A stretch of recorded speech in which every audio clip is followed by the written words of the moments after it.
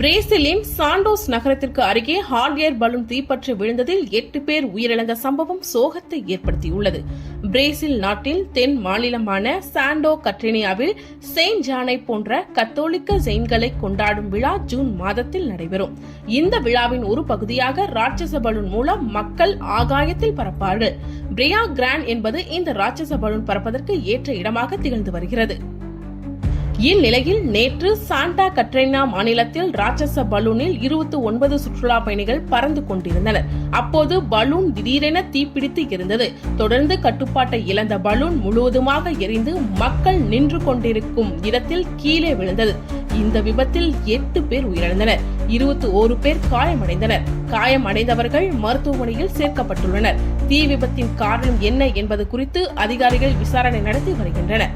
இந்த சம்பவம் அப்பகுதியில் பெரும் பரபரப்பை ஏற்படுத்தியுள்ளது.